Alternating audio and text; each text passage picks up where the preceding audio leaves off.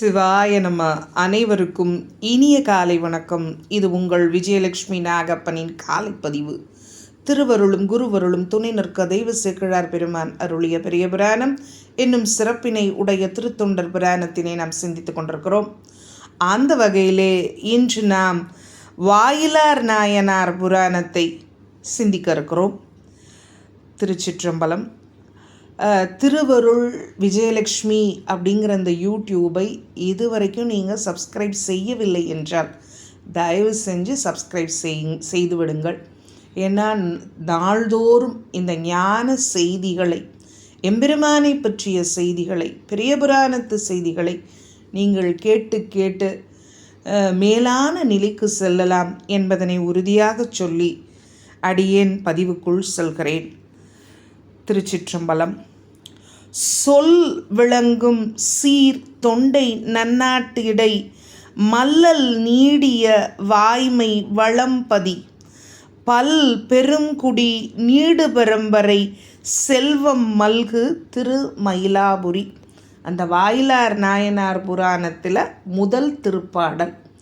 நம்ம தெய்வ சேக்கிழார் பெருமான் வாயிலார் நாயனார் புராணத்தில் ஒரு 10 திருப்பாடல்கள் வழியாக அந்த புராணத்தை நம் கண்முன்னே கொண்டு வந்து நிறுத்துகிறார். நம்ம இன்னைக்கு முதல் திருப்பாடலை சிந்திக்க இருக்கிறோம். எப்பொழுதும் போல ஆற்று நீர் பொருட்கோள் முறைமையிலேயே சிந்திப்போம். இந்த திருப்பாடலுடைய முதல் அடி என்னன்னா, சொல் விளங்கும் சீர் தொண்டை நன்னாட்டிடை அப்படிங்கிறது முதல் அடி. சொல் அப்படிங்கிறதுக்கு அங்கே பொருள் புகழ். நல்ல புகழ் விளங்கும் சிறப்பினை உடைய அந்த தொண்டை நன்னாட்டிலே மல்லல் நீடிய வாய்மை வளம்பதி. இரண்டாவது அடி மல்லல் நீடிய வாய்மை வளம்பதி. மல்லல் அப்படின்னா என்னன்னா வளமைங்க. இந்த பதி எப்படி இருக்கான்? நல்ல வளமை மிக்க. அதோடு மட்டுமல்ல, வாய்மையால் சிறந்த வளமுடைய பதியாக விளங்குவது அப்படிங்கிறது அங்கே பொருள். மூன்றாவது அடி பல் பெரும் குடி நீடு பரம்பரை செல்வம் மல்கும் திருமயிலாபுரி. அது நான்காவது அடி. மூன்றாவது அடியில் என்ன சொல்ல வராரு? பற்பல பெருங்குடி மக்களும் பரம்பரையா, இன்னைக்கு நேற்று இல்லைங்க, வழி வழியாக என்னது செல்வம், வரும் செல்வத்துடன் திகழ்வதும் ஆகிய பதி அந்த திருமயிலாபுரி ஆகும். அங்கே இருக்க மக்கள், பெருங்குடி மக்கள், அவர்கள் வழி வழியாக வரும் செல்வத்துடன் திகழ்வதாகிய பதி இந்த திருமயிலாபுரி ஆகும். சரி, இத்துணை சிறப்புடைய இந்த திருமயிலாபுரி பற்றி ஒரு குறிப்புரை வழங்குகிறார் ஆசிரியர். வழங்கிய ஆசிரியர் யாருன்னு பார்த்தோன்னா, தருமை ஆதீன புலவர், சித்தாந்த நன்மணி, சைவ சித்தாந்த சரபம் முனைவர் கு. சுந்தரமூர்த்தி ஐயா. அவர் என்ன சொல்கிறாரு?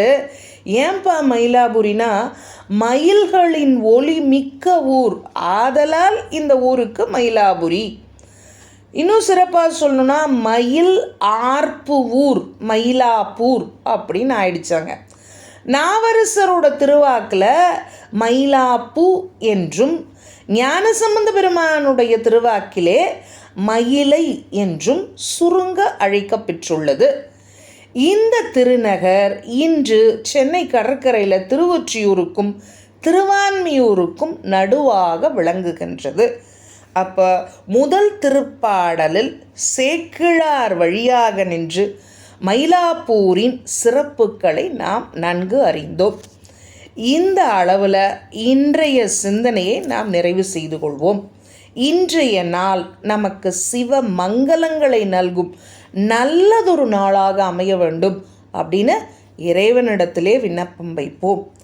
வாயிலார் நாயனார் திருவடிகள் போற்றி போற்றி, நம்முடைய தெய்வ சேக்கிழார் பெருமான் திருவடிகள் போற்றி போற்றி, தென்னாடுடைய சிவனே போற்றி, எந்நாட்டவர்க்கும் இறைவா போற்றி.